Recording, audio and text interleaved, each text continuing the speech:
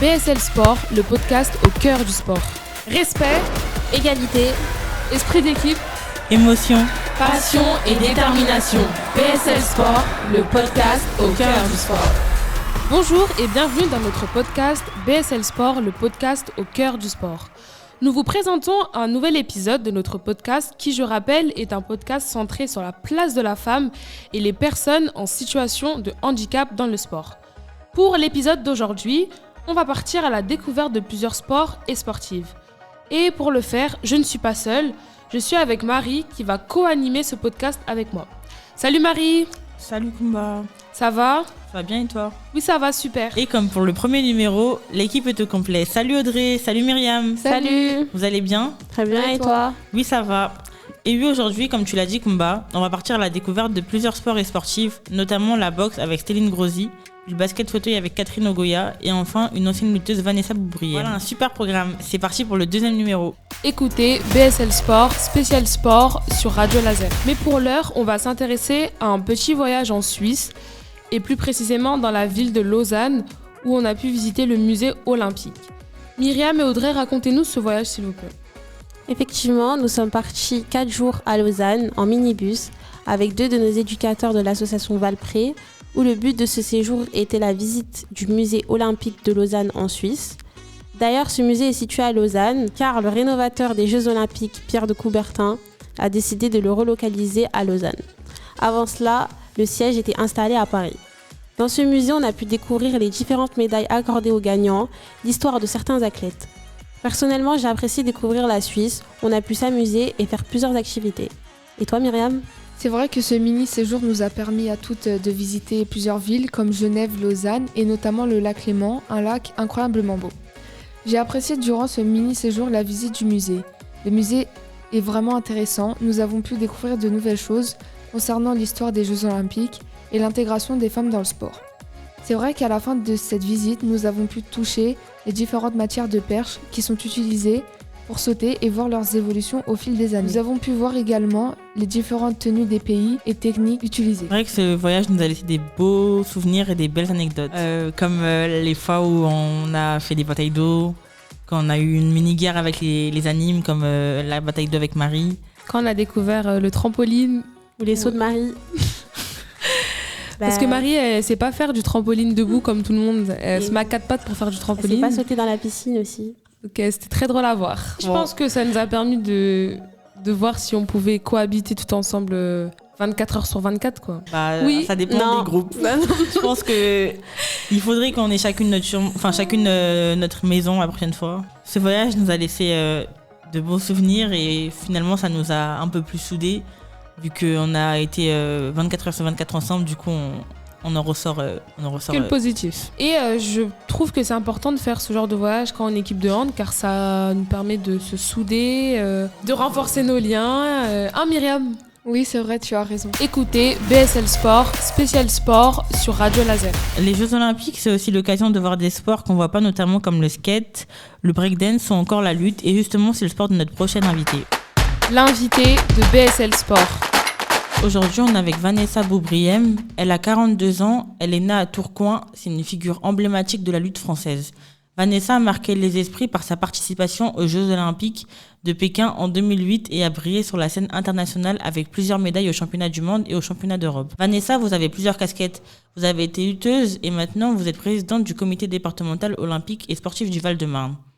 Alors Vanessa, vous avez participé aux Jeux Olympiques de Pékin en 2008. Quels sont vos meilleurs souvenirs ? Mes meilleurs souvenirs pour les Jeux Olympiques de Pékin en 2008, donc ça a commencé par ma qualification que j'ai obtenue lors de mes championnats d'Europe. Et ensuite, le jour J, c'était impressionnant, le village olympique, la salle de lutte qui était très, très, très grande, très impressionnante. Donc, tout ça mélangé avec le Club France, rencontrer d'autres athlètes, d'autres disciplines le jour J, tout ça, c'était fabuleux et c'est un très, très beau souvenir. Y a-t-il des moments difficiles que vous avez dû surmonter durant les Jeux ? Il y a eu des moments très, très difficiles, effectivement. Ça a commencé par, donc nous, en lutte féminine, malheureusement, on n'avait pas toutes les catés qui étaient olympiques. Donc, j'ai dû descendre de catégorie de poids. J'ai dû combattre dans la catégorie inférieure. Donc, ce qui m'a valu un énorme régime. Donc, déjà, ça, c'était très difficile. Et ensuite, au plus les Jeux se rapprochaient, il y avait la pression qui se mettait, des entraînements de plus en plus difficiles, de plus en plus nombreux. Donc, c'est vrai que, bon, ça a été des moments, voilà, des fois, on avait presque envie de baisser les bras, d'abandonner, tellement c'était quand même dur. Mais c'est ce qui fait aussi la force le jour J, de se dire il faut tout donner avec tout ce qu'on a surmonté durant tous ces mois de préparation. Et comment vous avez su surmonter ces moments difficiles? C'est vrai qu'on avait un entraîneur voilà, qui était très présent pour nous et avec qui on pouvait discuter. Après, il y a la famille aussi qui était assez présente. J'avais ma famille qui était très présente. Donc, à chaque fois que j'avais un petit coup de blues, soit j'appelais ma famille, soit je discutais avec l'entraîneur et voilà, j'essayais bon, il y a eu des moments où, voilà, j'ai pleuré tellement c'était difficile. Mais voilà, j'ai eu des oreilles qui m'écoutaient, voilà, que ce soit l'entraîneur, la famille ou voilà, les amis aussi, mes amis proches qui étaient très présents. Tout ça a fait que j'ai pu discuter à chaque fois et me remotiver. Et il me remettait mon point final qui me disait voilà, même si c'est difficile, c'est pas pour rien, c'est les Jeux Olympiques, ça sera peut-être qu'une fois dans ta vie et faut pas lâcher, quoi. Comment votre expérience aux Jeux Olympiques vous a-t-elle aidé dans votre carrière par la suite? Alors, on va dire que c'est un tout, en fait. Il y a eu bon, d'abord déjà pour arriver jusqu'aux Jeux Olympiques, j'ai dû faire plusieurs championnats du monde, plusieurs championnats d'Europe. J'ai été interne à l'INSEP à Paris là. Donc tout ça était voilà des conventions qui ont été mises en place pour faciliter les entraînements et avoir une source financière à côté également. Et on va dire que c'est un tout en fait qui nous arrive au jeu. C'est le nombre d'heures d'entraînement, les à côté, parce que bon, voilà, il y a eu aussi de temps en temps des blessures. Malheureusement, je me suis fait par exemple les ligaments croisés. Il a fallu aussi surmonter ça. Donc, on va dire que c'est les jeux, ça a été plus la finalité de toute ma carrière sportive, en fait. Comment avez-vous vu évoluer la lutte féminine en France depuis le début de votre carrière? Donc, déjà, moi, quand j'ai commencé, les Jeux Olympiques, voilà, étaient pas encore, la lutte féminine, pardon, était pas encore aux Jeux Olympiques. Donc, ils sont arrivés qu'en 2004. Donc, bon, moi, je commençais vraiment sur la scène senior. Donc, j'ai vu apparaître les premiers Jeux Olympiques en étant junior. J'avais essayé, mais bon, j'étais encore jeune, donc j'avais pas su me qualifier. Et on va dire que la lutte féminine, elle a vraiment explosé dans tous les pays. C'est à partir de 2004. Quand la lutte féminine, elle a apparu aux Jeux Olympiques, c'est vrai que beaucoup de pays, que ce soit l'Afrique, l'Amérique du Sud, tous ces pays-là qu'on voyait pas auparavant se sont mis, même beaucoup de pays de l'Europe de l'Est aussi, Géorgie, bon, l'Ukraine, la Russie, ça ils étaient déjà, mais voilà, on a vu le nombre de pays qui ont explosé. Quels sont les plus grands défis auxquels vous avez été confrontée en tant que femme dans le monde de la lutte? On va dire dans le monde extérieur de la lutte, c'est voilà, quand on parle de lutte, soit ils voient des gros gabarits, ils pensent directement au sumo ou alors directement voilà, sport de garçon, les petites réflexions je vais pas t'approcher, tu fais de la lutte. Bon, ça c'était un peu des routines au quotidien.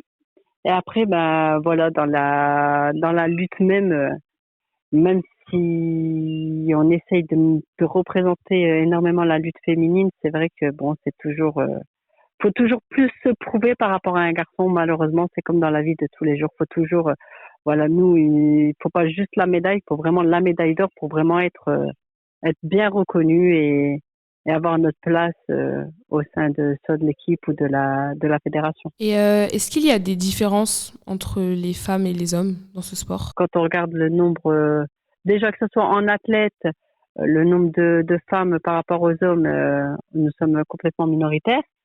Et même au sein de la fédération et au sein des entraîneurs et des dirigeants, si on regarde, voilà, par exemple, chez les entraîneurs nationaux, il y a aucune femme qui est entraîneur national, par exemple. Donc, c'est vrai que déjà rien que ça, la différence, elle se fait là. Donc, on sait que notre place, elle est athlète et on ne pourra pas être plus que athlète, en fait. au sein de la fédération. Et est-ce que vous arrivez à en vivre? Non, non, non, non, non. On peut pas du tout en vivre. Faut vraiment. C'est pour ça que chez les jeunes, on insiste vraiment sur le double projet. C'est beau, le projet sportif, c'est magnifique, c'est très beau, mais faut le compter comme un plus. Faut jamais le mettre en premier plan, même si des fois on a tendance à le mettre en premier plan. Chez les jeunes, on leur dit que les études, c'est très très important pour avoir un métier convenable après la carrière, parce que voilà, une fois que la carrière est finie, c'est fini quoi. On n'a plus rien et on se retrouve soit au chômage, soit voilà, on n'a aucune ressource financière par rapport à l'adulte. Comment vous vous en êtes sorti? Ben moi, en fait, quand j'étais athlète, j'avais fait une formation de secrétariat, donc en parallèle.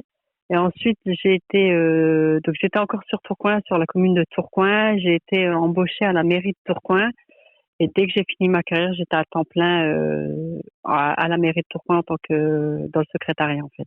Donc voilà, j'ai eu la chance de pallier le double projet pendant ma carrière. Vanessa Boubriem, vous êtes maintenant présidente du comité du Val-de-Marne.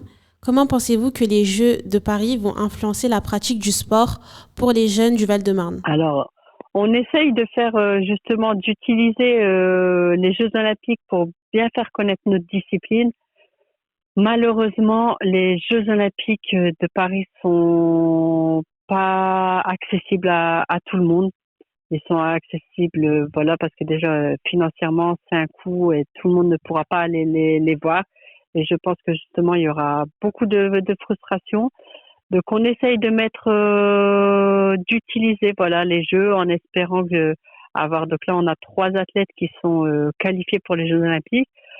On espère fortement que ces 3 athlètes soient médaillés pour pouvoir utiliser leur image et les faire connaître dans la vie de tous les jours pour leur faire connaître que voilà la lutte, c'est à travers ces médailles aux Jeux Olympiques qu'on essaiera de faire connaître la lutte. Et on profite de ça, voilà, comme je vous dis, de mettre des initiations en place, de faire connaître les Jeux, d'essayer de rappeler qu'il y a eu des médailles aux Jeux Olympiques auparavant. Et voilà, Après, on espère que ça aura un impact sur la lutte. Malheureusement, c'est vrai qu'on sera pas trop présent, comme je vous disais, juste avec 3 athlètes. Mais voilà, après, si on a 3 médailles, c'est sûr qu'on utilisera ces 3 médaillés pour bien faire connaître la lutte olympique. Pour les autres sports, est-ce que vous pensez que cela aura un impact positif? Après, tous les sports surtout les sports où ils vont rapporter des médailles, c'est sûr que ça aura un impact positif, obligatoirement. Voilà, dès qu'on en parle après sur les médias, à la télévision, c'est comme ça, de toute façon, ça à travers ces médailles, c'est faire rêver les jeunes en fait. C'est pour ça qu'au plus ça sera médiatisé, c'est vrai qu'au plus les jeunes se compareront à eux. Comme voilà, nous en lutte par exemple, ça a été justement après 2008, on a eu 3 médailles, même 4 par la suite. C'est vrai que voilà, là on a eu une augmentation des licenciés. Après, je pense que pour les autres sports, oui, comme le judo, qui me vient en premier lieu, je pense que vont faire, j'espère pour eux, un carton plein comme d'habitude. Donc, c'est vrai que eux, obligatoirement, ça aura encore un impact positif pour eux. Quelle trace, selon vous, les Jeux Olympiques de Paris vont laisser dans le Val-de-Marne? J'espère parce que voilà, il y a certainement eu quelques infrastructures qui ont été conçues pour. Les écoles qui ont beaucoup participé justement aux Jeux Olympiques, c'est plus par rapport à ça, parce que les écoles, je trouve ils ont beaucoup joué le jeu. Les associations aussi, ils ont beaucoup joué le jeu. Ils ont fait connaître les Jeux Olympiques, mais aux enfants, et ils leur ont fait rêver, soit en leur amenant des athlètes olympiques, soit en leur expliquant les Jeux, en leur montrant des photos, des interviews. Tout ce qui a été proposé aux enfants, le fait que ça soit à Paris, la flamme olympique qui a parcouru pas mal de villes, ça aussi, ça a eu un impact et ça a fait rêver certains jeunes. Voilà, c'est surtout le rêve et aux enfants qu'on a pu leur transmettre et qu'ils ont vu ça vraiment sur leur terre. Je pense que ça, les enfants ne l'oublieront pas. Vanessa Boubriem, quelles sont maintenant vos perspectives en tant que présidente du comité départemental et du développement de la lutte dans le Val-de-Marne? Alors, moi, pour le développement de la lutte, donc c'est vrai que je travaille beaucoup avec les clubs du Val-de-Marne. On essaye de créer des petites équipes de jeunes qui sont pas encore spécialement en équipe de France, justement, essayer de les monter au plus haut niveau on essaie de leur mettre en place certains stages sportifs, mais en même temps éducatifs, la découverte d'autres régions. On essaie de créer cette dynamique vraiment, de les recentrer sur le sport. Et voilà, on essaie de leur mettre plusieurs projets en place. Donc, et ça, c'est en collaboration vraiment avec tous les clubs du Val-de-Marne. Et c'est vrai que le département du Val-de-Marne nous soutient beaucoup par rapport à ça. C'est vrai qu'ils aiment bien le sport et nous soutiennent bien. Donc en partenariat avec eux, on essaye de mettre tous ces projets, tous ces stages en place pour les jeunes. Merci beaucoup Vanessa d'avoir répondu à toutes nos questions. Au revoir et bonne continuation. Merci, au revoir. Écoutez BSL Sport, spécial sport sur Radio Laser. Vous le savez, il y a des Jeux olympiques, mais il y a également des Jeux paralympiques. Et du coup, on s'est intéressé à des personnes en situation de handicap. Et on a pu rencontrer Catherine Augoyard, une personnalité marquante du sport. En effet, Catherine Augoyard, elle joue au basket fauteuil depuis 20 ans maintenant, dans le club de Créteil. Elle portera aussi la flamme olympique et participera au marathon pour tous. L'invité de BSL Sport. Catherine Augoyard, pouvez-vous nous expliquer comment vous avez commencé le basket fauteuil? En fait, j'ai découvert le basket fauteuil il y a à peu près un peu plus de 20 ans, tout à fait par hasard. Ça fait 35 ans que je suis en fauteuil roulant. Je ne connaissais pas du tout le sport handicapé. C'était quelque chose qui n'était pas développé de toute façon à l'époque. Et un jour, avec ma petite fille, j'allais l'inscrire à Créteil dans une activité sportive. Elle était toute petite, elle avait 3 ans et demi. On m'a proposé de faire du basket fauteuil. Je connaissais pas du tout l'activité, j'étais un peu surprise, ça me semblait pas du tout pour moi. Et sur un petit pari plus ou moins au boulot, on m'a dit que j'étais pas capable de le faire. J'y étais. Et là, je suis tombée sur un super entraîneur, Joël Joubert, qui est maître d'armes, qui est en fauteuil aussi, maître d'armes d'escrime, qui s'est occupé de moi. Il y avait une très bonne ambiance, il n'y avait que des garçons à l'époque dans l'équipe. Voilà. Et c'était mixte. Donc, ils ont été aux petits soins pour moi. J'ai trouvé du plaisir, beaucoup de fatigue musculaire. J'ai très mal aux épaules, tout ça. Ça me faisait beaucoup dans l'effort, parce que c'était quelque chose que j'avais pas du tout l'habitude de faire, à part mes déplacements en fauteuil, mais tout d'un coup, ça me changeait de mon activité. Et j'ai tellement été bien accueillie que du coup, les circonstances ont fait que j'y étais un mardi, un deuxième mardi, un troisième mardi. Puis maintenant, ça fait plus de 20 ans que je fais du basket fauteuil, quoi. Voilà. Comment se développe le sport féminin? C'est quelque chose de très compliqué. Alors déjà, en termes d'effectifs, effectivement, même si le sport en général féminin se développe beaucoup, le sport féminin handicapé est un peu à la traîne, dans le sens où effectivement, ça demande dans un premier temps beaucoup d'efforts. D'abord s'adapter, et c'est un monde où il y a beaucoup d'hommes. Donc quand vous arrivez, il faut vous trouver un peu votre place, il faut que vous soyez bien accueillis, il faut que vous arriviez à faire votre petit bonhomme de chemin. Alors ça se développe, hein.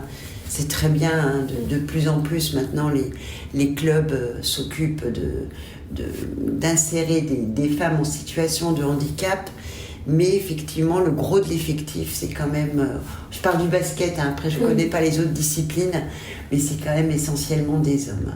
Comment le basket fauteuil contribue-t-il à l'inclusion des personnes en situation de handicap dans le sport et la société en général? Alors le sport en général, déjà, c'est un gros vecteur pour insérer les personnes dans la société. C'est quelque chose qui équilibre. Ne pas faire de sport, il manque quelque chose dans la vie. Sincèrement, moi, je ne l'ai pas fait pendant à peu près 10 ans de ma vie et il manquait quelque chose. C'est quelque chose où effectivement, parce qu'on a besoin de se défouler, On a besoin d'être en communication avec les autres. J'aime bien les sports collectifs dans ce sens-là. C'est que là, on est obligé de communiquer. Et dans le basket fauteuil, ce qu'il y a de très très bien, c'est que peu importe son handicap, on a tous notre place. C'est-à-dire même des handicapés qui sont très très lourds, des gens qui se déplacent très peu sur un terrain, ils vont avoir une classification qui va être très basse et qui va leur permettre de jouer. Parce que au niveau du basket fauteuil, vous avez un maximum de points par rapport à votre handicap sur un terrain. Donc du coup, des personnes qui ont un très fort handicap sont obligées de jouer. Et ils ont leur place sur le terrain. Alors ils vont avoir une place stratégique, un peu de blocage, d'empêcher les autres de rentrer. Ils vont faire un travail spécifique qui est adapté parfaitement à leur handicap. Et là, à ce moment-là, effectivement, ils y trouvent du plaisir parce qu'ils arrivent à bloquer l'adversaire et à être utiles pour une équipe. Donc c'est très très important. Et de se sentir utile dans une équipe, c'est important. Alors, nous, on a fait l'expérience avec un collège de Créteil où ma fille était, de prendre des jeunes, de prendre quelques jeunes qui avaient été soumis à un conseil de discipline. Et dans ce cadre du conseil de discipline, on leur a donné une dernière chance. Leur dernière chance, c'était de venir au basket fauteuil avec moi et d'insérer le groupe pendant le reste de la période scolaire. Ça a fonctionné quelquefois. Quelquefois, il y a eu des échecs parce que la personne n'est pas venue au rendez-vous, n'a pas voulu faire la démarche de se sortir par le sport. Par contre, toutes les personnes qui sont venues, qui ont joué le jeu, de venir une fois, elles ne voyaient pas en quoi ça allait leur être utile. Des jeunes qui avaient du mal à trouver leur place dans la société, en quoi de faire du basket fauteuil avec des handicapés, ça allait leur être utile. Et je peux vous dire qu'ils ont trouvé la réponse. Ils se sont d'abord sentis en sentiment d'infériorité. C'est-à-dire que là, tout d'un coup, ils se sont trouvés face à des personnes handicapées qui étaient parfaitement autonomes sur le terrain. Et c'était eux qui avaient un handicap sur le terrain. Et là, le changement de vision est total. Et en fait, c'était eux qui étaient en situation d'être en personne handicapée et nous qui étions les valides. Et que là, dans la tête, c'était compliqué pour des jeunes. Mais du coup, il y avait un respect. Ils y ont trouvé du plaisir. Ils y ont trouvé une raison, en fait, de se dire « Non, c'est bon, quoi. J'arrête mes conneries. » Et il y a des gens qui se battent pour faire du basket, pour vivre. C'est un combat tous les jours, hein, être en fauteuil roulant. J'ai pas le droit, moi. Je suis valide. J'ai une chance inouïe d'être en bonne santé. De faire des conneries pour faire des conneries, non. Et en fait, ils ont mûri et ils reviennent très souvent nous voir au basket fauteuil. Alors, on en a un qui a continué avec nous, qui vient d'une manière épisodique, comme ça, de temps en temps, faire un entraînement avec nous, parce que, quelque part, après, ils ont beaucoup de reconnaissance. Énormément de reconnaissance. Ils ont ce respect-là de se dire, merci, vous m'avez donné une chance, d'abord, de m'en sortir, parce qu'ils n'ont pas été virés au collège. Et j'ai trouvé un équilibre. Quel conseil donneriez-vous à une petite fille ou à un petit garçon en situation de handicap qui souhaiterait reprendre le sport ? Alors, déjà qu'il se trouve un club, déjà ça. Alors, peu importe, parce que parfois, il faut qu'il analyse bien son handicap. Analyser, il le sait, il sait ce qu'il peut faire ou pas faire. Après, ce qu'il a envie de faire, voilà. C'est-à-dire quel sport qui l'attire. Moi, basket fauteuil, ça m'attirait pas franchement, mais j'y étais, pour voir ce que c'était. Et il faut pas hésiter à faire alors, c'est vrai que dans les grandes villes, c'est pratique parce qu'il y a plusieurs clubs de sport et qu'on peut tester différents sports, mais de pas hésiter, de pousser une porte, même vers un sport qui nous tente pas. Mais finalement, on peut y trouver du plaisir. Puis il y a une activité toute bête, qui s'appelle du sport aussi, mais toute bête, c'est se bouger. Pas prendre les voitures, même en étant valide, de prendre les bus, de bouger, de faire une activité sportive, les fameux 10 000 pas par jour, vous savez. Quand on est handicapé, ils sont super importants. Parce que la vie de tous les jours, de se déplacer en fauteuil, ça déjà c'est la première activité sportive.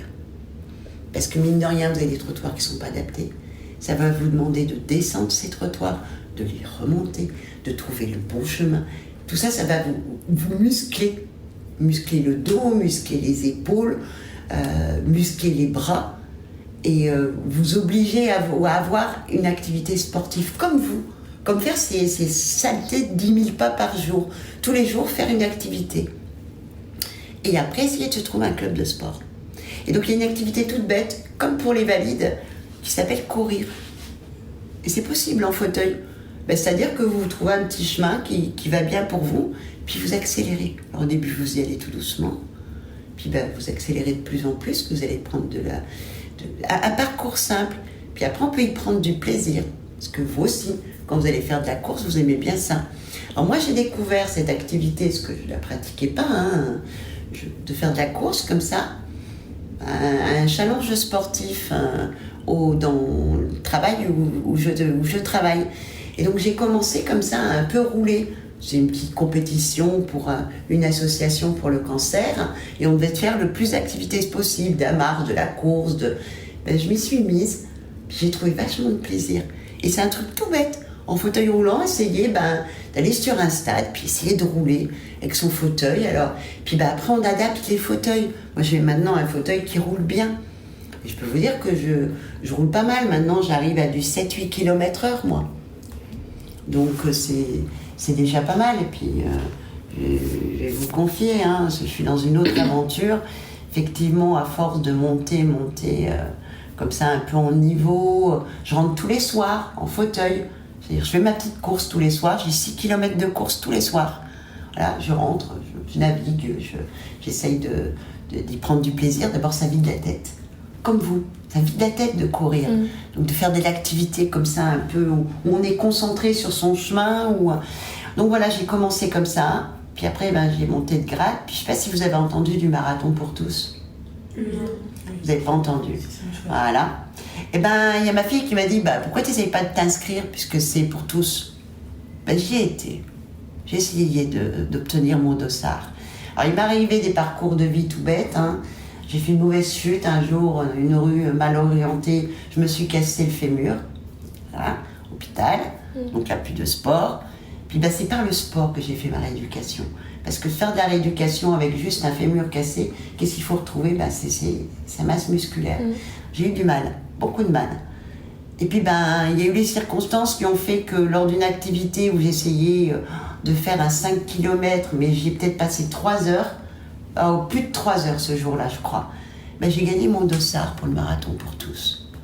Je me suis dit, c'est pas possible. Je suis même plus capable de faire du sport parce que j'utilisais l'application pour me motiver, pour me dire, vas-y, allez, tu peux y arriver, tu peux retrouver ton niveau, t'as pas mal, tu vas dompter ta douleur, tout ça. Et je me suis dit que c'était un signe, qu'il fallait que j'y aille, que je me batte. Et c'était compliqué, parce que j'étais plus du tout... je dépendais des autres. Tout était compliqué pour moi, tout me faisait mal, parce que c'était une fracture qui est très mal placée. Et il fallait que je me remette à un niveau, me remuscle, tout ça. Parce que quand vous êtes alité et handicapé, vous perdez tous vos muscles à une vitesse incroyable. Et pour les retrouver, c'est compliqué. Et donc j'ai continué. J'ai rien lâché, rien de rien. Et dans un mois, dans un mois, ça sera fait ou pas fait, je sais pas. Mais en tout cas, le 10 août, je serai au départ du marathon pour tous. J'ai mon dossard. Alors, comme si le marathon est très compliqué, je vais le faire avec quelqu'un pour la partie qui monte parce que je n'arriverai pas à les monter. Une côte à 13%, je ne la monte pas. Je bascule en arrière, moi. Donc j'aurai quelqu'un sur les côtes. Et je me lance dans cette aventure. Je vais essayer de courir à 42 km. Donc, quand je dis que je ne courais pas et que maintenant, il n'y a que 3 ans que j'ai commencé de courir, j'ai tenté l'aventure. Si je le fais, c'est génial. Si j'y arrive pas, c'est pas la fin du monde. Oui, il y aura le plaisir de se dire, je suis là, je suis au départ. Faut profiter des trucs, faut profiter de l'instant. Là, je vais faire la semaine prochaine, je vais porter la flamme, c'est un immense plaisir. Et dans un mois, je serai au départ avec plein de valides. Il y aura quelques handicapés aussi. Puis on va faire cette aventure du 42 km. Si on y arrive, c'est fabuleux, quoi. Ce sera un truc. Alors, je me suis donné tous les moyens. Tous les moyens, hein, je veux dire, je fais des courses. Là, ça fait 1 an et demi que je cours pour ce marathon. Mais c'est pas grave, l'important c'est d'être au départ et d'aller le plus loin possible et de se faire plaisir et surtout profiter. Profiter. Et sur un marathon, quand vous courez, vous avez une solidarité. Et je suis sûre que s'il m'arrive vraiment avec la personne qui court avec moi un coup de barre, je suis sûre que les autres seront là. Oui, c'est sûr. Voilà. Après, je suis limitée en temps. J'ai que 6 heures pour le faire. Voilà. Et bon, on espère que pour vous, ça ira. Voilà, donc vous voyez comme quoi on peut se mettre... La base de l'activité, c'est se bouger. Et se dire, alors c'est galère, hein. Je leur dis tout de suite, ça va être galère. On galère de malade quand on est en fauteuil. Rien n'est adapté. Je vous jure que vous ne pouvez pas vous rendre compte. Faites un jour un parcours, prenez un vieux fauteuil et allez essayer de vous déplacer juste 1 kilomètre dans une ville. Waouh! J'en ai déjà fait. C'est dur. C'est dur, hein, les trottoirs en dévers, les bus à prendre. Je suis venue en bus aujourd'hui. Voilà. Oui, j'ai un peu galéré pour venir. Voilà. Mais ça fait partie de l'activité. Ça fait partie de ces fameux 10 000 pas d'activité par jour. Alors moi, je parle toujours en pas. Hein, parce que moi, je suis bien longtemps que je cours. Hein, qu'est-ce que vous voulez que je dise? Que je roule? Oui, ça, je le fais tous les jours. Je cours, comme une valide. Je fais mes 10 km. Quand on me demande qu'est-ce que tu as couru, j'ai fait 10 km. Voilà. Comme les autres. Et là, je vais faire 42. Hein. Voilà. Donc c'est se bouger. Et pour un handicapé, déjà de se dire se bouger, c'est déjà pas mal. En quoi consiste votre travail dans le monde du sport? Mon travail dans le monde du sport, Andy, c'est essayer au maximum de développer, de faire venir les gens, d'être bénévole pour parler, pour dire allez-y une fois. Il y a plein de clubs de sport maintenant, on dit, faites la démarche une fois et peut-être que finalement vous allez y trouver du plaisir et vous y trouverez du plaisir. Parce qu'effectivement, ça vide la tête, c'est un contact... c'est exactement comme vous, pourquoi vous faites du sport. Donc en plus, quand on est handicapé, on se sort un peu, puisqu'on a un sport qui est adapté à son handicap, on se sort du monde de handicapé, et puis on fait du sport. Voilà. Et ça fait du bien. Merci Catherine Ogoyard d'avoir répondu à toutes nos questions. BSL Sport, le podcast au cœur du sport. Respect, égalité, esprit d'équipe, émotion, passion et détermination. BSL Sport, le podcast au cœur du sport. Et justement, nous aussi on va avoir la chance d'aller voir du basket fauteuil. Lors des Jeux à Paris, on a eu cette chance grâce à la billetterie populaire. Et vous les filles, qu'est-ce que ça vous procure de pouvoir vivre ces Jeux-là? Moi franchement, je suis très reconnaissante. Je dis merci au Valpré parce que franchement, sans ce projet, on n'aurait pas pu y aller. Franchement, même s'il y a une épreuve qui est ennuyante, je vais la regarder jusqu'à la fin. Je vais même demander des autographes, je vais tout faire. Je vais rentabiliser ma place. Personnellement, moi, je suis très reconnaissante, comme elle l'a dit Marie. Ça va notamment nous permettre de voir certains sportifs et des sports qu'on ne connaît pas forcément, mais aussi de pouvoir voir certains artistes comme Aya Nakamura. Donc c'est une chance et c'est vrai qu'elle n'est pas donnée à tout le monde. À quelques semaines des Jeux, nous avons pu interviewer Stelline Grosy, boxeuse de l'équipe de France. Pour les auditeurs et auditrices qui ne la connaissent pas, elle a 22 ans, c'est une sportive de haut niveau, grand espoir de la boxe puisqu'elle est vice-championne du monde en junior. L'invitée de BSL Sport, Stelline Grosy, pouvez-vous nous expliquer comment est-ce que vous avez commencé la boxe? Qu'est-ce qui vous a poussé à faire de la boxe et pas un autre sport? J'ai été poussée, je dirais pas que j'ai choisi la boxe moi personnellement, je dirais plus que c'est la boxe qui m'a choisi. Sans prétention, hein, mais moi ça a commencé parce que je suis la dernière d'une fratrie, que j'ai que des frères qui m'entourent et je suis la plus petite. Donc ce sont mes frères, ce sont mes exemples. Et il y en a un qui a été à son premier cours d'essai. Donc moi, petite sœur qui veut suivre grand frère, j'ai suivi. Et on m'a proposé d'essayer. J'ai essayé. Et après, voilà, de fil en aiguille, j'ai fait mes premières séances, après première compétition. Le goût de la victoire. Franchement, on aime. Donc victoire sur victoire sur victoire. Après, il y a le niveau aussi. J'ai été repérée par les entraîneurs de l'équipe de France. Et après, j'ai continué en équipe de France. Et puis voilà, maintenant, à partir d'un moment, c'est une pratique, mais ça devient aussi un travail. Donc on a des comptes un petit peu à rendre et on peut plus se permettre d'arrêter ou de prendre du temps comme si c'était un loisir. Donc voilà, ça c'est à mes grands frères et puis voilà, et puis continue. Voilà. La boxe est un sport individuel, mais au-delà de ça, ça reste un sport dans lequel on est tout de même entouré. Qu'est-ce que cela vous procure ? Comme vous le savez, nous, comme tu viens de le dire, on est tout seul sur le ring, mais c'est vraiment un sport d'équipe, sachant que si on n'a pas notre équipe derrière, on n'est plus la même boxeuse ou boxeur. C'est le travail de l'ombre, donc notre équipe dans l'ombre, c'est une partie, je dirais la partie la plus importante, donc sans eux, je dirais pas qu'on n'est rien parce qu'on est tout seul sur le ring, mais c'est une grande partie de notre performance. Et demain, moi, si j'ai pas mes coachs ou mon staff à côté de moi ou derrière moi, je pense que je partirai avec ma lampe. Franchement, je partirai avec vraiment beaucoup de difficultés parce qu'ils ont une vision. Alors, souvent, les rings, ils sont souvent surélevés. Donc, ils ont une vision du combat que nous, on n'a pas. Ouais, donc vous pouvez un peu vous faire la passe, enfin vous avez plusieurs solutions et nous en cas de problème c'est eux en vrai ma solution. Donc sport individuel oui parce qu'on est toute seule sur le ring, mais c'est pas vraiment un sport collectif mais c'est un sport d'équipe ouais. C'est important de créer une relation de confiance, se sentir bien avec eux, vraiment c'est une famille à part entière en fait. On a notre famille de sang et des amis et tout.